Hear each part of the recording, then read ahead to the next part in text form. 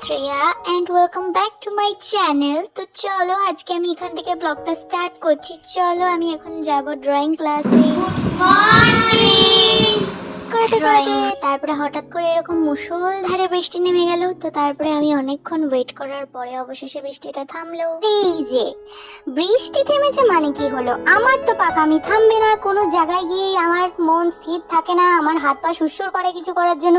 তো কাকিমার বাড়ির পাশে এই চালতা গাছ ছিল, আমি এটাকে ফুল ভেবে ছিঁড়ে ফেলেছি গাইস।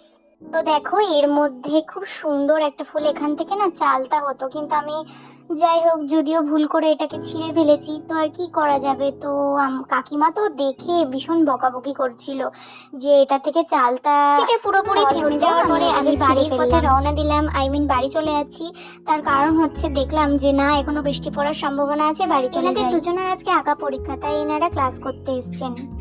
আমার স্টুডেন্টদের ক্লাস করিয়ে আমি নিজে ক্লাস করতে চলে যাচ্ছিলাম। অনেকটাই লেট হয়ে গেছিলো, রেডি হয়ে আমি তাড়াতাড়ি ক্লাস করতে গেলাম। তারপরে ওখান থেকে এসে আমার এক জায়গায় যাওয়ার কথা আছে, গাইড করার পরে আমি বাড়ি চলে এলাম। বাড়ি তো এসে আমি একদম রেডি, ফুল এক্সাইটেড। দিদির বিয়ে গাইস, কিছু তো শপিং করতে হবে, আফটার অল আমি মেয়ে।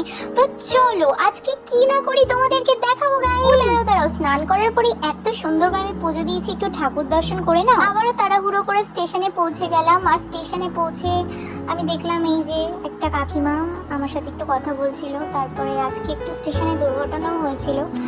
আমরা অবশেষে তারপরে রানাঘাটে নামলাম। রানাঘাটে নেমে খুব খিদে পেয়ে গেছিল, তার জন্য এই কথা বলতে জেঠিমাটার কচুরি খুবই ভালো খেতে, কিন্তু জানি না কি হয়েছিল, আজকে এত পরিমাণে সস দিয়ে দিয়েছিল যে একটু ভালো লাগছিল না আমার খেতে। এই যে কেয়া খেয়ে নিচ্ছে। তো খাওয়া দাওয়া করার পরে আমরা চলে গেলাম সোজা মার্কেটে গিয়ে টুকটাক কিছু কেনাকাটা করার ছিল। আর কেয়া কাঁচের ছুরি নেবে বলছিল, তাই আমরা এই মার্কেটে কাঁচের ছুরি দেখতে এসেছিলাম। ভিড় ছিল, আমরা ট্রেনে উঠে পড়েছি। আর তারপরে আমি এখানে কিয়াকে মজা করে বলছিলাম যে একটু হাই করে দিই, ও এত ক্যামেরা শাই যে কি বলবো। তো তারপরে অবশেষে হাই করলো। এনাদেরকে এরকম শুতে দেখে আমার খারাপ লাগছিল, তার কারণ যাতায়াত করে মানুষরা, তো এইসব জায়গায় এইভাবে শুয়ে থাকাটা উচিত নয়।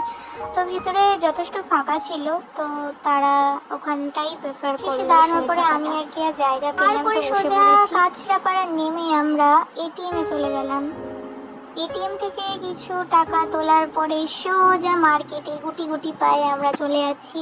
আর প্রথমেই ঢুকলাম একটু স্টাইল বাজারে। আমার একটু সামনে আমি এক জায়গায় বেড়াতে জন্য কিছু কেনাকাটা করব ভাবছিলাম। স্টাইল বাজারে আমাদের কিছু পছন্দ না হয় আমরা আনন্দবাজার মার্কেটের মধ্যে চলে গেলাম। তো সেখানে আমরা একটু ঘোরাফেরা করছি। তো দেখি কিছু পছন্দ হলে এখান থেকে আমরা কিছু কেনাকাটা করব। তারপরে আমরা খুব সুন্দর একটা শাড়ির দোকানে চলে গেছিলাম। তো এই শাড়ির দোকানে আমি কিছু শাড়ি দেখছিলাম পার্টি ওয়্যার টাইপের, তো আমি একটা কিনে নিয়েছি। তো নেক্সট যখন পরবো তখন তোমাদের ভিডিও করে আমি দেখাবো যে আমি কোন শাড়িটা কিনেছি। তো তারপর আমরা একটু বিমলে গেছিলাম, কি আর কিছু শাড়ি দেখলাম তো সেরকম পছন্দ হয়নি, নিল না। এই দোকানের ঘুগনিটা আমার খুব ভালো লাগে খেতে, তো কি আরো ভালো লাগে। তো আমরা এখানে ঘুগনি নিয়ে নিয়েছিলাম, তো ঘুগনি খেলাম, খুবই টেস্টি লাগে এখানকার ঘুগনিটা খেতে। তো তারপরে আমরা খেতে খেতে আমাদের ট্রেনের অ্যানাউন্সমেন্ট হয়ে গেছিল। তো আমরা সকালবেলায় যা বর্ষাকালের ওয়েদার, যেভাবে বৃষ্টি ঝরছিল, তো এখানে এসে তো আমার অবস্থা পুরো টাইট হয়ে গেছে গরমে, এত রোদ। তো তারপরে এই ট্রেনের মধ্যেই ছোলা কাকুর কাছ থেকে আমি আর কেয়া একটু ছোলা মাখা কিনলাম। তো কেয়াই খেয়েছে যদিও।